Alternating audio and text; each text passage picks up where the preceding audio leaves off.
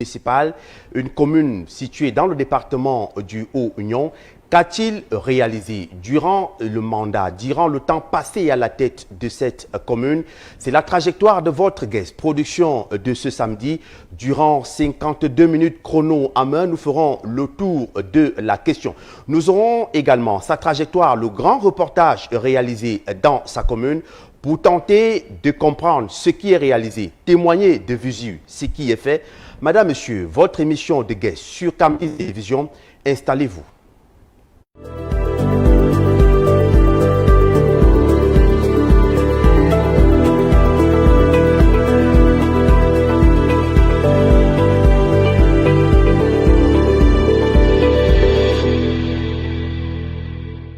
Retour donc sur ce plateau, on annonçait Charmant Oyal, qui est donc le maire de la commune d'Abomban, une commune située dans le département du Haut-Union, région de l'Est. Il nous a rejoint sur ce plateau. Avec lui, nous passerons 52 minutes ensemble pour faire le tour de la question. Charmant Oyal, bonsoir et bienvenue sur le plateau de Guest. Bonsoir, monsieur le journaliste, et merci de me donner l'opportunité de saluer tous les téléspectateurs de Cam'Dis Télévision, et c'est pour moi une joie et une satisfaction d'être avec vous ce soir. Alors, comment se porte la ville d'Abomban? Je rappelle que vous avez effectué le voyage ce samedi pour arriver ici à Yaoundé. Oui, c'est vrai, pour le moment la ville d'Abomban se porte bien, nous sommes dans l'expectative, nous attendons le Cameroun sur le qui-vive et nous faisons tout pour honorer les engagements républicains. Alors, mais le Cameroun n'est pas certainement, comme d'aucuns le pensent, sur le qui-vive. Vous avez sans doute l'actualité qui vient du palais de l'Unité. Le ministre d'État, secrétaire général de la présidence de la République, en sa qualité de président du comité stratégique de campagne du candidat du Rassemblement démocratique du peuple camerounais, continue de recevoir les différentes délégations. Mercredi dernier, il a reçu la délégation du Grand Sawa. Il a reçu la délégation également du Ngondo, les chefs traditionnels du Ngondo, qui sont venus et réaffirmer leur soutien à la candidature du président Paul Biya. Mais le sujet ce soir est davantage votre action dans la commune d'Abomban depuis votre arrivée à la tête de cette municipalité. Qu'est-ce qui est réellement fait? Qu'avez-vous fait concernant les différents secteurs? Voici votre trajectoire tracée sur De Guest.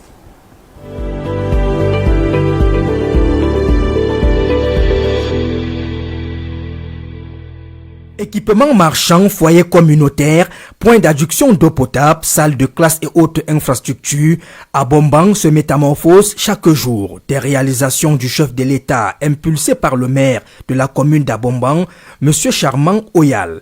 Cette commune pionnière du département du Haut-Union affiche fière allure. Ici, des marchés poussent de terre. C'est le cas avec le gigantesque chantier du marché central où plus de 100 boutiques sont en construction avec d'autres commodités. Témoignages des populations et des commerçants. Nous remercions l'œuvre du chef de l'État parce que nous, la fois dernière, nous étions incendiés.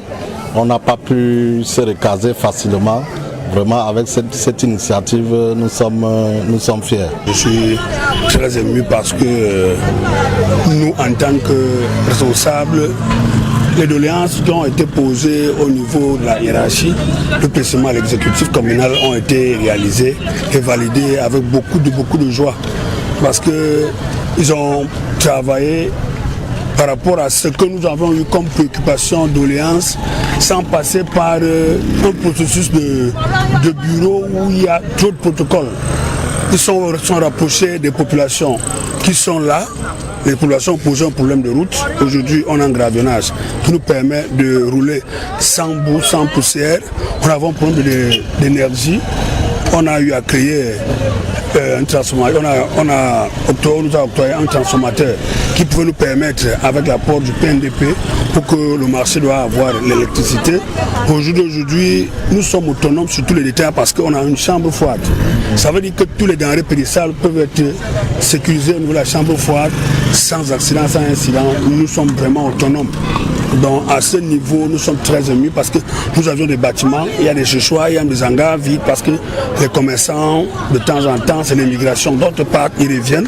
Et qu'à cela ne tienne, nous sommes à l'aise. Il n'y a pas que des équipements marchands à Abombang. Il y a aussi des foyers communautaires, des logements sociaux, question de permettre aux populations de tenir leurs activités dans des lieux bien aménagés. En tant que président de ce merveilleux endroit que la population d'Ayéné remercie aujourd'hui, je tiens sincèrement à dire que nous avons un bijou architectural que vous êtes en train de voir là.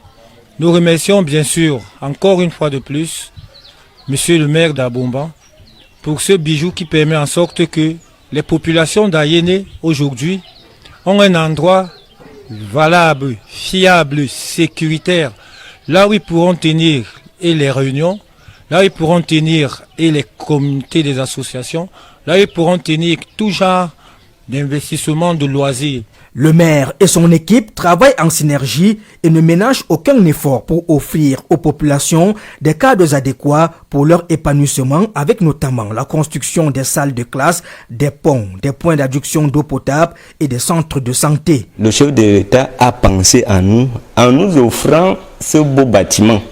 Donc nous lui disons merci et nous lui demandons de vraiment continuer dans ce lancé parce qu'il pense à toutes les couches sociales, à tout le monde.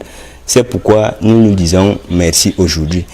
Mais qui dit merci, en redemande, monsieur le chef de l'État, je sais que vous êtes certainement à l'écoute. À travers votre ministre de la Santé, nous avons un problème de personnel qui se pose avec acuité. Vous voyez, je suis presque le seul fonctionnaire et je travaille 7 jours sur 7, 24 heures sur 24. Je sais que vous êtes à l'écoute. Si vous pouvez nous permettre d'avoir le personnel qui va nous permettre de mettre à profit ce beau bâtiment que vous nous avez offert. Sur le plan agricole, on a pensé aussi à réhabiliter les pistes agricoles. Le tourisme n'étant pas en reste, les espaces de loisirs, l'éclairage public et même la réhabilitation de la tribune officielle, devenue un lieu attractif, font la fierté d'Abombang. Ville futuriste, Abombang continue de faire sa mue vers son développement.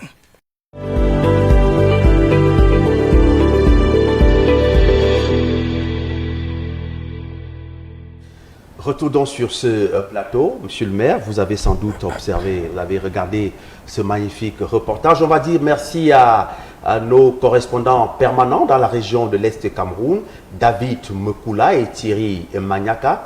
Monsieur le maire, la première question ici est celle de savoir dans quel domaine avez-vous consacré vos actions, votre énergie, après votre arrivée à la tête de la commune d'Abombang? Merci pour ces orientations dans votre questionnaire. Je pense que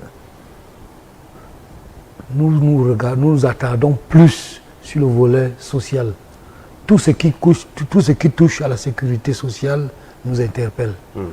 Alors vous comprenez à partir de là que personne ne peut se sentir en sécurité s'il ne peut pas avoir la possibilité de s'épanouir. C'est pour cela que nous essayons d'embrasser tout ce qu'il y a du côté social. Vous avez vu les centres de santé. Nous avons la chance, comme je le disais tantôt, c'est les orientations du chef de l'État que nous sommes en train d'implémenter sur le terrain.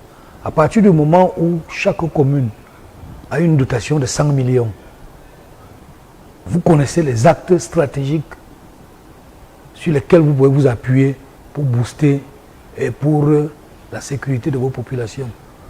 Nous nous sommes dit, ok, pourquoi pas mettre une bonne partie pour la construction de ce centre de santé que vous avez vu. Et chaque année, nous en faisons de même. Nous nous concentrons sur la santé, l'éducation, l'émancipation des populations à travers l'aménagement et l'entretien des routes secondaires qui puissent permettre l'évacuation des produits agricoles. Alors, si on vous comprend bien, vous avez donc embrassé quasiment tous les domaines qui peuvent résoudre les problèmes des populations, les aspirations des contrées, les aspirations profondes, des contrées lointaines. C'est-à-dire que vous avez des villages et même des populations de la ville. Alors, la première halte ici, on va parler de la voirie urbaine. Vous savez, généralement, dans nos villes aujourd'hui, c'est devenu un casse-tête chinois avec nos routes qui sont totalement délabrées. Qu'en est-il de la ville d'Abomban, la voirie urbaine? Est-ce qu'elle souffre également, comme c'est le cas dans plusieurs autres villes? Là, au niveau de la voirie urbaine d'Abomban, nous veillons au grain.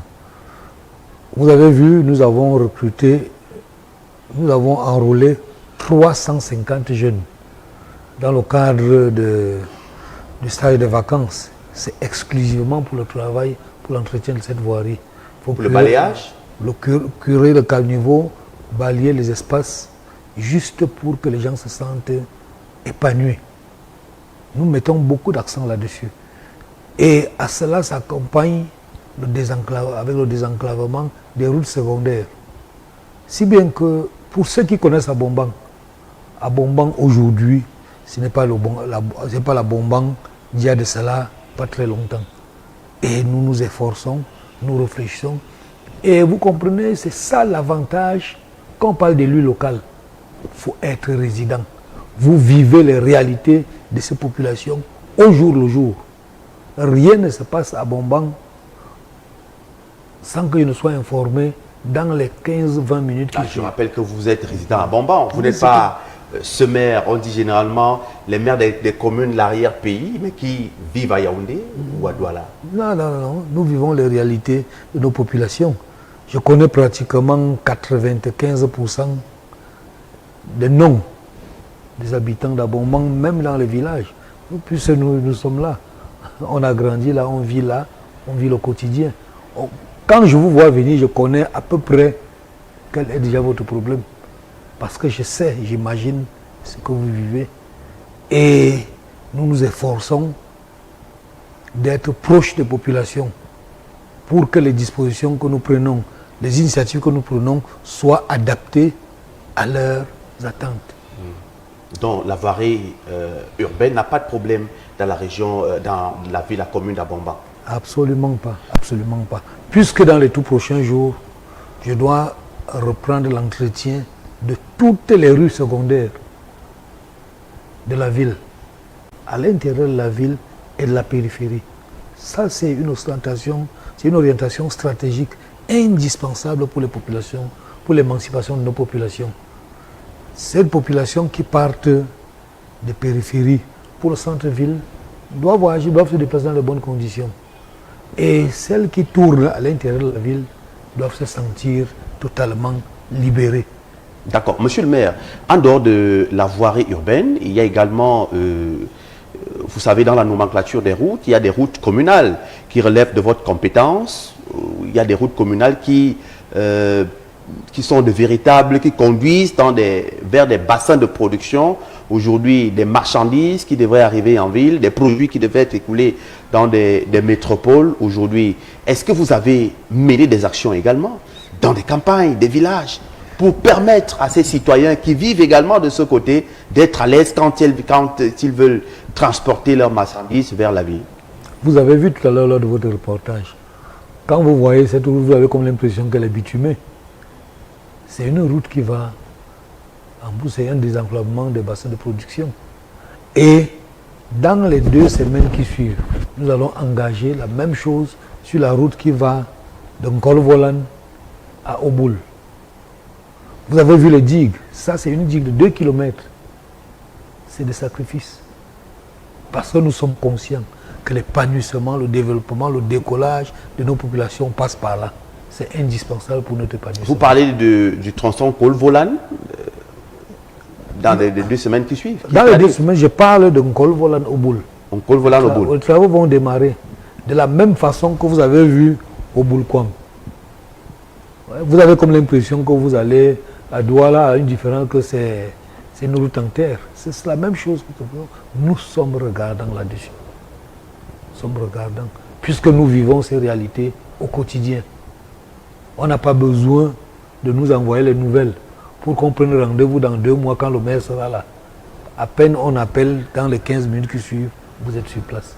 Alors, monsieur le maire, nous avons l'expansion démographique, l'exode rural, la ruée vers le secteur commercial, les marchés qui sont inondés aujourd'hui par tous les commerçants. Est-ce que vous avez eu à penser à la construction des espaces commerciaux pour permettre à chaque commerçant qui souhaite s'installer dans un marché d'Abombang d'avoir une place?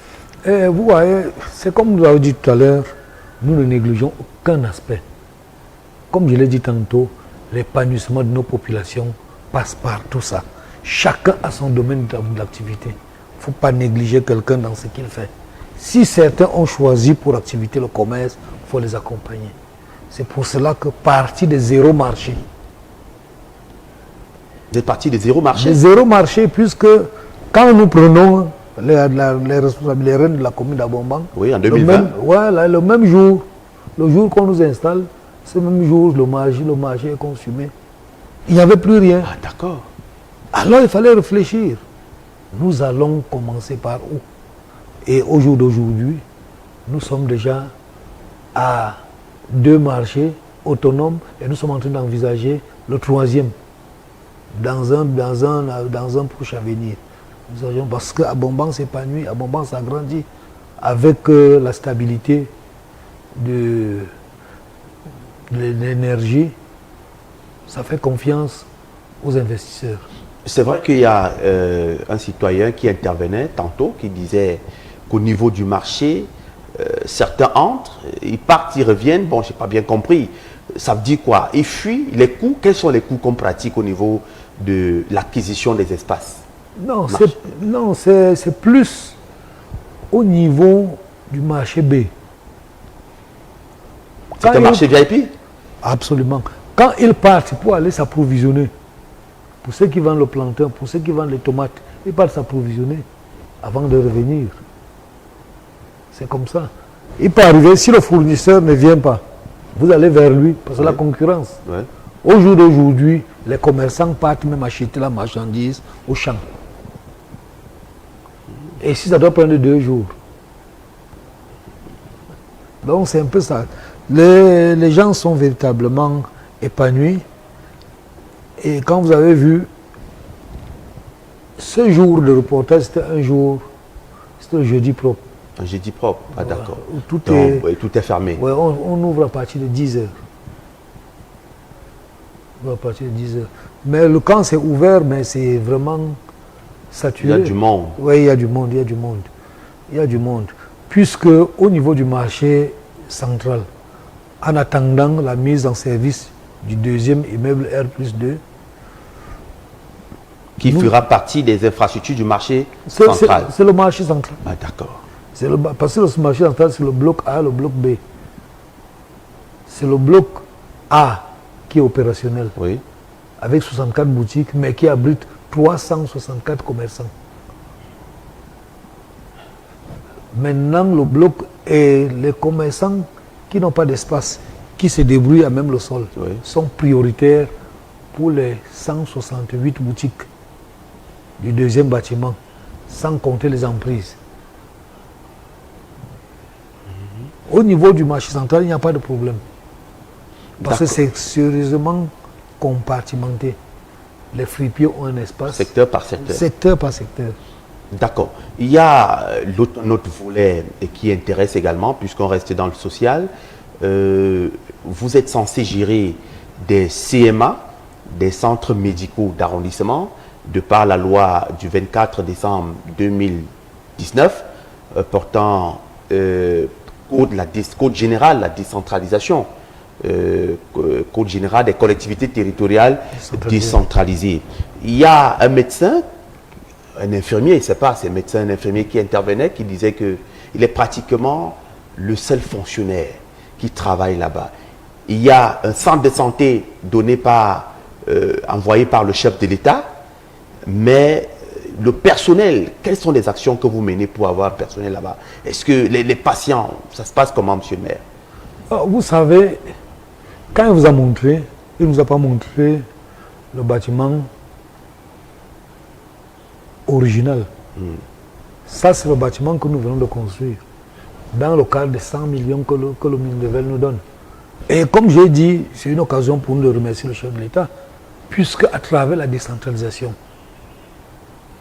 vous comprenez que vous prenez des initiatives en fonction des urgences. Il y a une échelle de priorité. Voilà, et nous avons pensé qu'il était nécessaire d'améliorer la qualité de l'espace de travail. C'était un petit truc de 50 à 100 mètres carrés, je ne sais pas combien. Alors nous avons pensé qu'il faut, puisque ça va desservir toute la contrée, même les villages, tous les villages. Oui, c'est pour la commune. Bon, maintenant, au niveau du personnel, il revient à l'État d'affecter le personnel.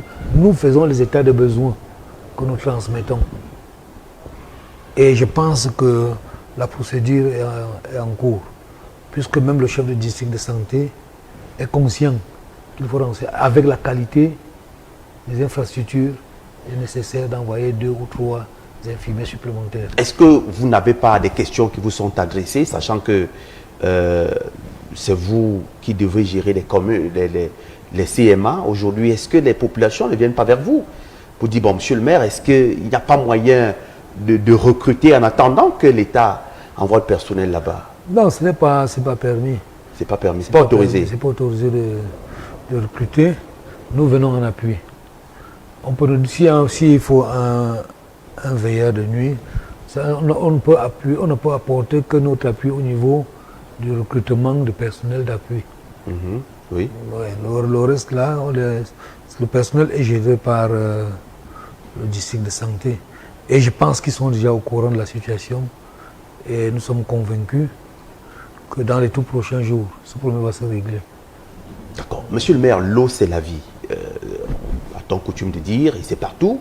Vous avez vu les efforts du gouvernement à travers la Cameroun Water Utilities, Camwater. Maintenant, dans des localités comme Abomban et ses villages, est-ce que vous avez pensé à l'eau potable? Il y a des forages et autres. Je vous ai dit tantôt, à Abomban, nous ne négligeons aucun aspect qui a trait au social. Aucun village d'Abomban n'a moins de 2 forages. Je dis bien aucun. Il y en a qui en ont 4.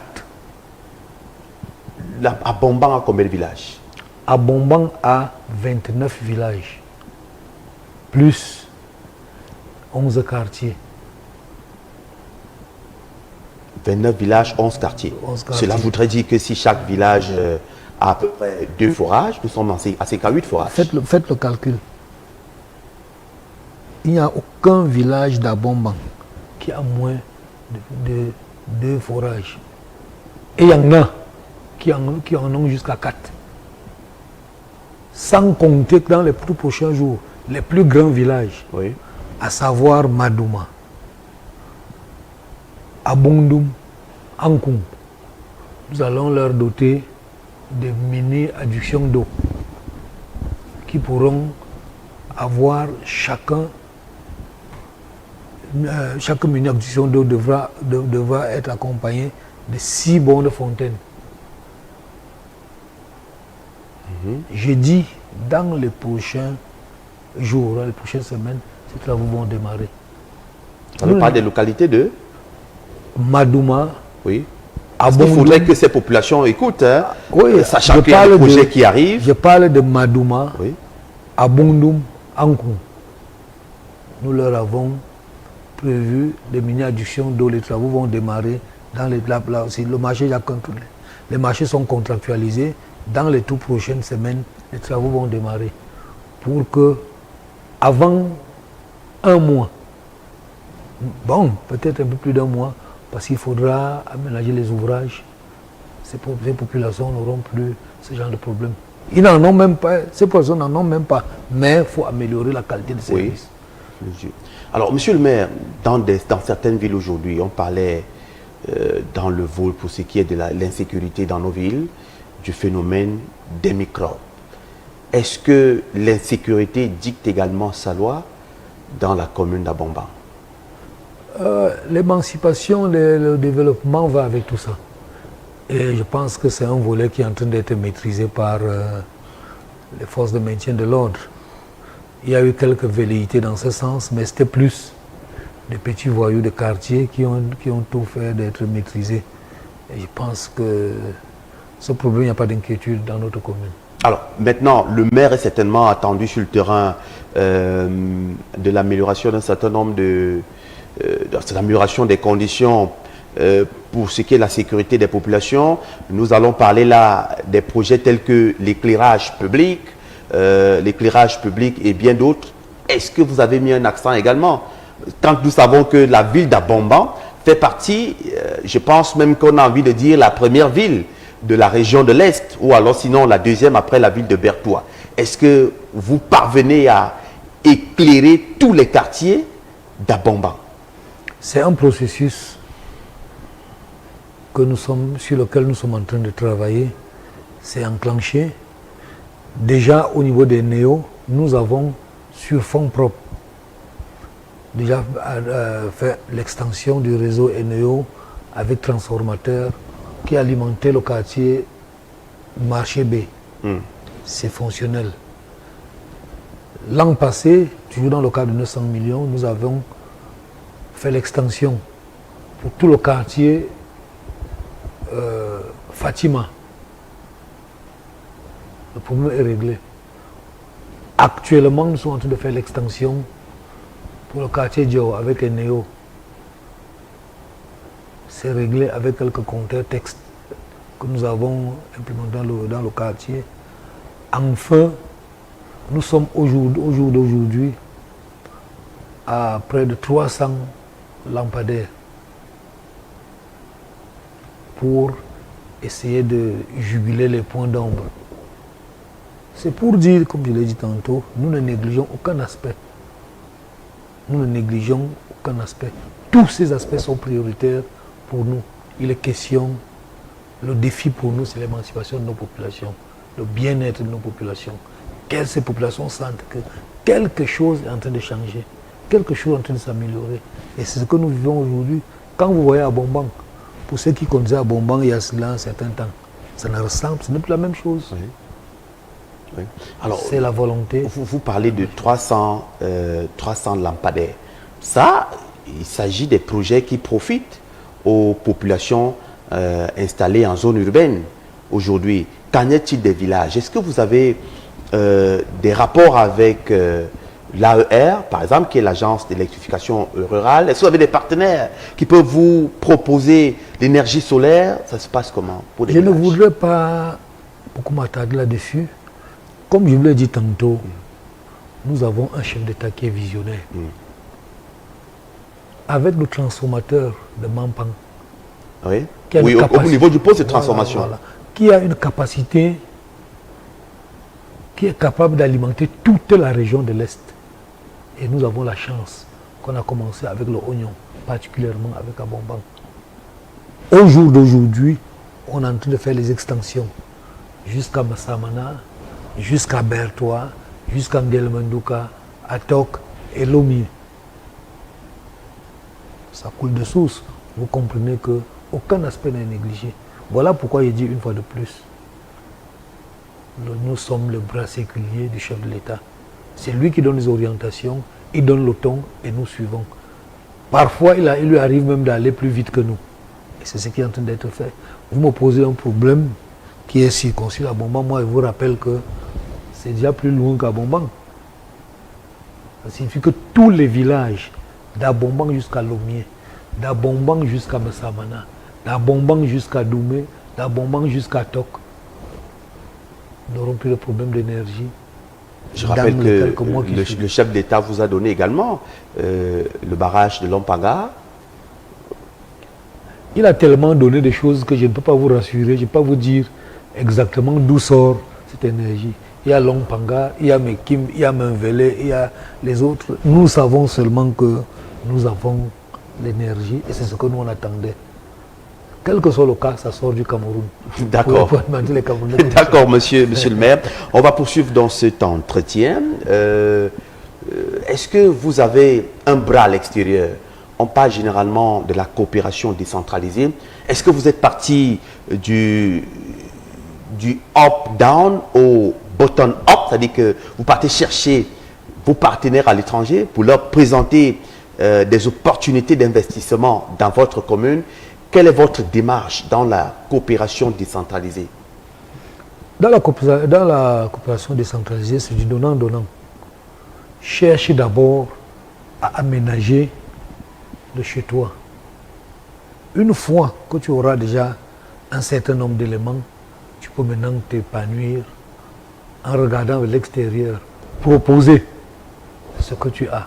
Si tu n'as encore rien, il n'est pas nécessaire de commencer cette aventure. Sinon, c'est ça vraiment l'aventure. Au jour d'aujourd'hui, nous sommes en train d'aménager notre commune à travers un certain nombre d'initiatives, comme vous l'avez relevé tout à l'heure, et progressivement, on va regarder au-delà. Au jour d'aujourd'hui, cela ne veut pas dire qu'on se croise les bras. La dernière fois, nous étions au Canada, on a discuté le projet Ciblo. Ciblo, C'est ensemble. Cela veut dire quoi? Ça fait dans quoi? Dans la transformation du bois. C'est un projet qu'ensemble nous avons obtenu avec le maire de Lomé au Canada. Oui. Au jour d'aujourd'hui, ça a pris corps, mais le massif forestier étant plus important de son côté, c'est comme ça que c'est installé et ce sera bénéfique pour toute la région. Là, vous brossez là l'intercommunalité? Oui, là-bas, c'est vraiment l'effectivité de l'intercommunalité. Puisque toutes les ressources forestières de nos communes vont alimenter la structure qui sera mise en place à Lomé à travers Ciblo. Et au-delà de ça, toujours dans le cadre de l'intercommunalité, nous avons mis en place un syndicat et nous avons des projets communs. Vous allez voir la route qui part d'Nkoum pour Doumentang. Ça a été cofinancé par nos différentes ressources issues de l'appui du PNDP à l'époque. Il y a également une structure qu'on a mise en place à Doumé, une écloserie.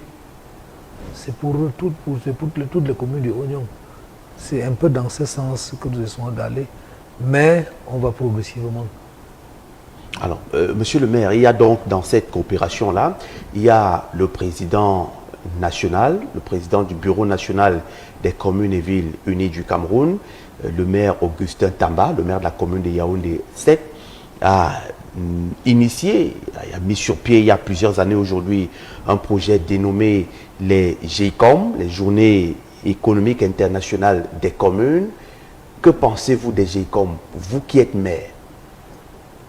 J'observe, je vis la situation et je dis, on se donne le temps de se préparer.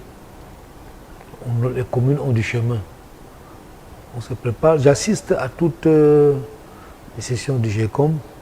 Je vois comment ça se passe. Pour le moment, la commune d'Abombang n'a pas grand-chose à présenter, mais dans un an, dans 2 ans, nous aurons beaucoup à présenter. Nous nous préparons et nous essayons de consolider nos bases. C'est pour dire que pour le moment, vous n'avez pas encore de richesse pour présenter aux potentiels investisseurs? On en a, mais il faut d'abord organiser toi-même. Actuellement, la principale richesse de chez nous, dans tout le Oignon, c'est le bois. Oui. Nous avons maintenant beaucoup de structures de transformation. Nous avons une forêt communale qui a été préfinancée par un opérateur économique. Dans un an, nous aurons remboursé toute sa dette. À partir de là, on peut présenter quelque chose de sérieux. On n'allait pas préparer quelque chose qui est hypothéqué. On n'a pas besoin de dire, nous observons, on aura le temps de présenter nos projets et je pense que ça sera un bon coup. Parce que non seulement nous préparons le projet, nous préparons. Et ça permet d'avoir une idée plus claire de ce qu'on peut faire. Sinon, je ne vois pas grand-chose. Quand vous échangez avec ces partenaires-là, je rappelle qu'à la première édition, par exemple, nous avons eu le maire Ngadja, je pense que c'est un Camerounais, je pense originaire du Mungo, qui est, je pense à l'époque, il était premier adjoint maire de Paris, qui était au GECOM. On a vu l'ancien Premier ministre ivoirien, je pense Pascal Affi-N'Guessan, qui était également là. On a vu des délégations hollandaises qui étaient là. Vous qui êtes maire aujourd'hui, est-ce que vous voyez en ces personnalités qui arrivent la sincérité permettant de venir auprès de vous pour investir dans vos communes? Effectivement, il y a la sincérité. Voilà pourquoi je vous ai dit, présenter quelque chose de sérieux. Vous n'avez pas présenté un projet dont la matière première est d'abord hypothéquée. Voilà l'énergie qui est en train de se stabiliser. C'est un signal fort qui suscite la confiance. Dès que nous aurons amorti, à partir de ce moment, on peut dire qu'est-ce qu'on fait. Voici mes garanties. L'énergie est stable. Voici mon potentiel. Nous avons 45 000 hectares de forêt. Nous sommes une forêt légale. Nous voulons la transformation localement. Comment est-ce qu'on peut faire? C'est comme ça. Alors, vous touchez l'autre question que je m'apprêtais à vous poser. Et quelles sont les richesses, si vous êtes face à un partenaire aujourd'hui, vous êtes maire de la commune d'Abomban, quelles sont les richesses dont dispose votre commune, des richesses capables de constituer un attrait à l'étranger, dit la ruée des investisseurs vers votre commune? Je vous ai dit, nous avons une forêt communale. C'est une garantie fiable. Le patrimoine, le massif forestier est très riche. C'est un élément très important. Et j'ai dit, toutes les routes, toutes les voies d'accès qui mènent à la capitale ou alors à l'international, c'est-à-dire au Tchad, au Gabon, en Afrique, sont bitumées. Le corridor. Tout le corridor est sécurisé. L'énergie est stable. Voilà pourquoi je vous ai dit, nous étudions, nous observons, le moment venu, nous allons frapper le bon coup. J'assiste à toutes les réunions, je ne dis rien, j'observe, je vois. Je sais là où je vais toucher. Quand je vous ai dit, nous avons un massif forestier qui est la propriété de la commune, 45 000 hectares. Ce n'est pas 45 hectares, 45 000 hectares. Ça signifie que même le projet agricole peut être domicilié, ce projet, et ce sera un ouf de soulagement. Nous observons, ne faisons pas comme si le Cameroun s'arrête demain. Ceux qui sont pressés qu'ils commencent, nous savons quand nous allons intervenir. D'accord. Pour ces secteurs d'investissement, il y a depuis plusieurs années, le gouvernement prône la politique d'import-substitution, c'est-à-dire qu'il faut produire, il faut importer moins ce que l'on peut produire nous-mêmes, l'on peut produire sur place, ce que nous pouvons produire nous-mêmes. Nous avons quelques volets tels que l'élevage, la pisciculture aujourd'hui. Est-ce que vous qui êtes maire dans une commune comme la vôtre, il y a des projets qui vous sont présentés par des populations et qui nécessitent votre accompagnement, du moins l'accompagnement de la municipalité, notamment l'élevage de poulets, l'élevage de porcs, l'élevage de poissons à travers des étangs aujourd'hui, ou alors votre commune même s'est lancée dans ces secteurs? Non, pour le moment, la commune ne s'est pas lancée, ne s'est pas encore lancée dans ces secteurs, mais nous accompagnons tous les promoteurs qui nous sollicitent. Et les GIC Je pense que nous sommes en 2025. Oui. Nous, la commune a accompagné pratiquement 6 GIC. Oui. Sans compter les cas individuels. Et je vous dis, il faut toujours d'abord prôner par l'exemple. Moi-même, je suis tout ce que vous dites. J'ai fait dans la cacaoculture, j'ai fait dans le palmier à huile, j'ai fait dans l'élevage de porcs, j'ai fait dans l'élevage de poulets, j'ai fait dans l'élevage de bœufs, j'ai fait dans l'avocatier, j'ai fait dans les pruniers. Je ne néglige rien. J'ai fait même dans le plancton, j'ai fait même dans les tarots. Il faut d'abord prendre l'exemple. Voilà pourquoi il dit j'observe beaucoup. Quand j'agis, c'est avec une précision. Avec exactitude. Avec exactitude. Parce que j'ai eu le temps d'observer. Et moi, je me conçus d'abord comme modèle. Amenant maintenant les uns et les autres à m'imiter. Vous allez à Bombang, à partir de 6 heures, je suis debout, hein, parfois avec mes pulvérisateurs. C'est à partir de 9 heures que le SG m'appelle avec précipitation, comme monsieur le maire, c'est attendu. Pour signer un dossier? Non, pour aller travailler. Mais je pense d'abord à ce que je dois faire. Je dors avec un programme dans la tête. Parce que, comme j'ai dit, on ne doit rien négliger. Vous avez vu, même l'épanouissement des jeunes à travers le football. Oui. Nous sommes toujours voilà là. Les vacances, par exemple. Faut rien. Non, au-delà des vacances, nous avons Union Sportive d'Abombang, oui, qui est l'âme de notre jeunesse. Cette équipe ne doit pas être abandonnée. Ça, c'est une fois de plus, on se jette à l'eau. C'est tout ça qui constitue notre histoire. Alors, parlant de l'Union Sportive d'Abombang, là, vous êtes à quel stade, par exemple? Non, nous avons été... C'est l'espoir de l'Est. Oui, nous étions maintenus en élite tout. Nous avons observé. Maintenant, nous allons attaquer la deuxième année avec plus d'ambition. Parce qu'en réalité, beaucoup ne croyaient pas. Mais, comme j'ai dit, il faut d'abord montrer soi-même l'exemple avant de demander aux autres de venir accompagner. C'est ce que nous nous sommes efforcés de faire. Au jour d'aujourd'hui, nous devons comprendre que c'est l'affaire de nous tous. Vous appelez là l'actionnariat parce que c'est vous qui portez l'équipe pour le moment? Absolument, il faut que ça passe par... Pour moi, ce n'est pas lié à ma personne. J'ai toujours souhaité que n'importe qui vient avec un bon projet pour l'épanouissement de notre jeunesse, pour l'image de notre équipe, c'est la bienvenue. Même s'il faille que nous mettions derrière pour applaudir, ce sera une satisfaction. D'accord. Monsieur le maire, on dit généralement qu'il est difficile de servir de l'huile sans lécher ses doigts. Est-ce que vous-même, vous êtes exploitant forestier? Vous avez des forêts. Est-ce que vous-même, vous êtes lancé dans ce domaine? Il y a de cela 11 ans aujourd'hui. Oui.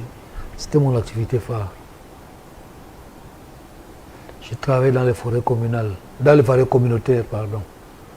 C'est ça qui a fait de moi ce que je suis aujourd'hui. C'est ça qui m'a moulé. C'est ça qui m'a donné un peu d'énergie. À un moment donné, on n'a plus la même énergie d'antan. Il faut passer le relais. Et voilà, je vous ai dit tout à l'heure, je me suis converti dans l'agriculture. Oui. Ouais. Et je suis fier de le dire. J'ai 25 hectares de cacao en production. La propriété royale. J'ai 12 hectares de bananiers plantains en production. J'ai 360 avocatiers en production. J'ai 240 pruniers en production. Wow. Dans mes étangs, j'élève 45 000 poissons. Et où écoulez-vous tout cela? Non. C'est justement pour tout le reste là. Je continue L'élevage de bœufs, je Oui. suis dedans. Vous avez combien de têtes de bœuf? Non, j'ai d'abord enlevé la première bande parce que c'était de mauvaise qualité, je ne connaissais pas. Oui. Ouais, j'ai changé, j'ai mis actuellement il y en a 12. Bon, c'est les porcs qui en a pratiquement 45.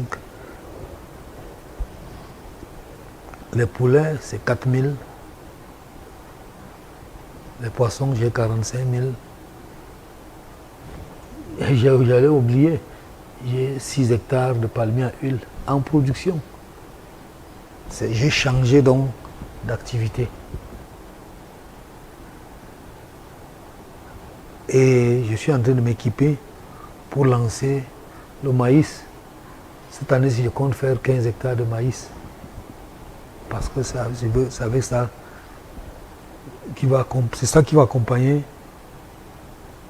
mes activités d'élevage. Oui. C'est ça, il faut changer. Faut changer Pour la provence. Oui, on ne doit pas se concentrer sur la même chose. Hier, j'étais plus jeune, avec plus d'énergie. J'ai fait dans la foresterie.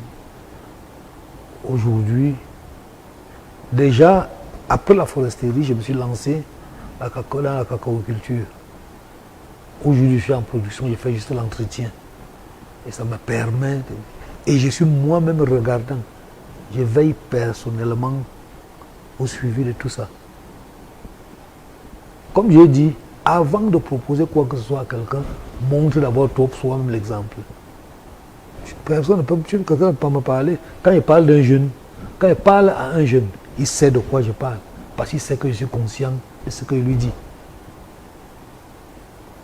D'accord. Monsieur le maire, on évolue déjà vers la fin de ce programme. Que pensez-vous de l'intercommunalité? Est-ce qu'elle peut développer vos communes? Parce que quand nous savons que la région de l'Est, par exemple, pour partir d'un arrondissement à un autre, c'est une longue distance. Quand il va falloir faire l'entretien, engager l'entretien des voies, des routes communales, est-ce que vous pourrez être capable de satisfaire les populations, même dans le système d'intercommunalité? Je pense que l'intercommunalité est une voie inévitable. Oui. C'est un passage obligé. Nous avons besoin de marcher main dans la main. Nous avons besoin de marcher main dans la main. Et nous avons mis en place notre syndicat. Nous avons le CVUC. Mais pour le moment, ça n'accompagne pas. Parce que les communes n'ont pas les mêmes revenus. La relation entre un pauvre et un riche n'est pas toujours saine. Mais on dit généralement que les communes les plus riches sont celles qui sont dans l'arrière-pays. C'est ça que j'ai dit. Oui. La commune, nous avons les communes prestigieuses, Oui. mais qui n'ont pas les mêmes revenus que les autres. Oui. Quand on va demander, je prends un exemple comme ça, Oui. quand on va demander que chacun mette 50 millions, il y en a qui peuvent gérer ça en un tour de main. Nous, il faudra faire beaucoup de calculs, sans être sûr que ça va donner. D'accord, d'accord. Mais c'est un passage obligé, c'est indispensable pour Le développement de vos territoires. oui. D'accord. On dit, Absolument. après la ville de Berthoua, par exemple, après la ville de Berthoua, nous pensons que Abomban est la deuxième ville la plus grande, la plus développée également, de la région de l'Est. Mais c'est une ville qui n'a aucune agence de transport. C'est dû à quoi? Je ne sais pas. Aucun transporteur ou aucune agence de transport. Aucune agence. Je dis bien agence. Touristique. En dehors des transits, en dehors de ceux qui font le transit, ils peuvent s'arrêter. Touristique a une agence de transport. Basé à Bomban. Oui.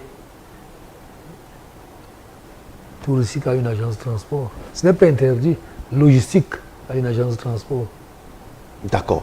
D'accord. Vous avez quelques agences de transport. Pour sortir de cette émission, quels sont vos projets avant la fin du mandat en cours? Je rappelle qu'au mois de mars prochain, votre mandat va s'achever avec la prorogation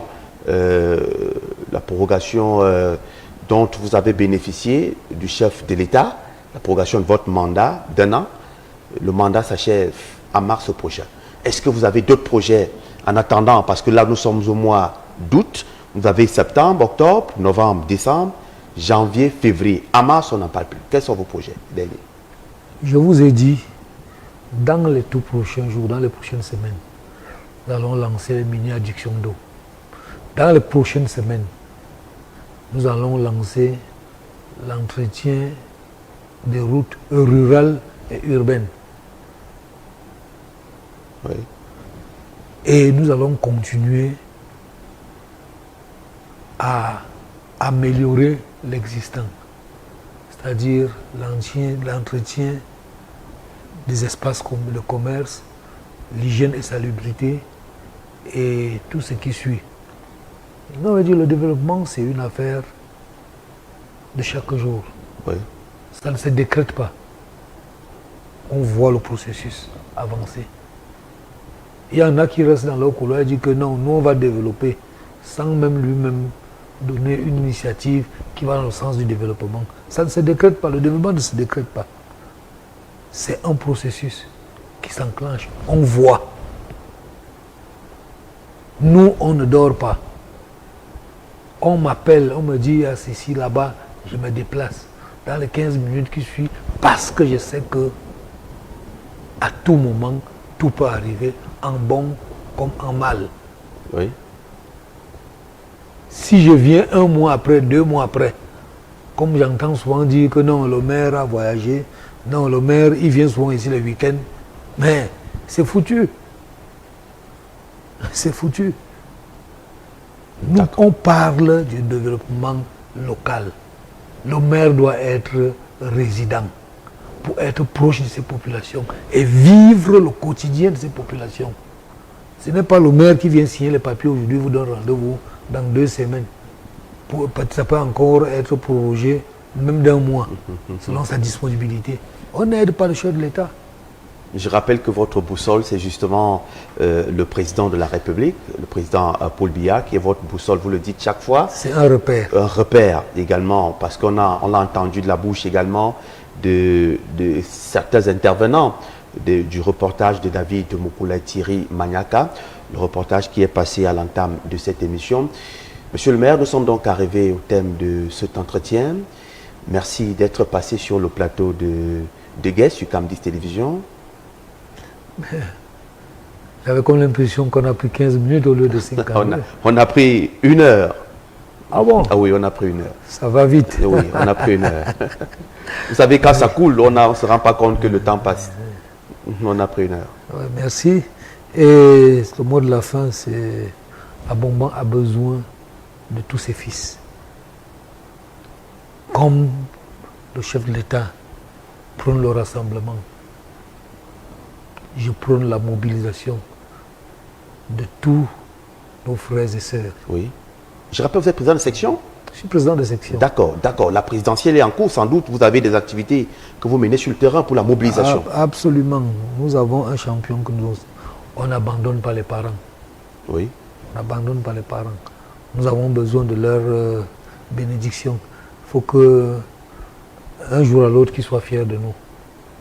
Donc c'est un peu ça. Et comme je disais tantôt, Abomban a besoin de tous ses fils. Le décollage d'Abomban passe par nos efforts à tous, par nos efforts collectifs. Ce n'est pas l'affaire de certains. Et tel que c'est parti, je suis convaincu que les lendemains meilleurs nous attendent. Parce que ceux qui voient Abomban, d'il y a de cela 10 ans, oui. C'est pas la même aujourd'hui, projetons dans la même lancée pour l'avenir, pour améliorer davantage les acquis. Parce que tout ça part de la volonté. Tant qu'il y a la volonté, accompagnons les volontaires. Nous avons vu ce que le chef de l'État a fait et tous les Camerounais doivent être mobilisés pour l'accompagner. Accompagner également vos élus locaux pour pérenniser les actions et améliorer l'existant dans l'espoir d'avoir le lendemain meilleur.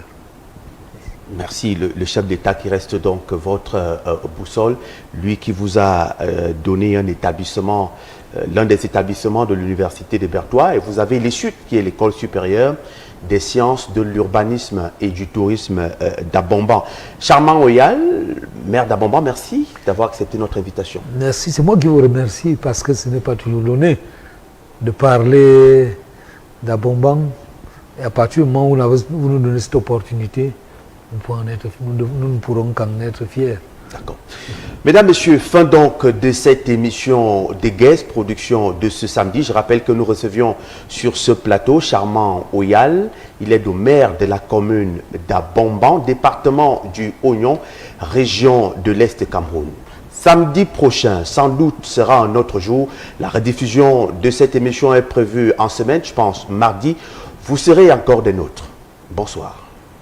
Merci.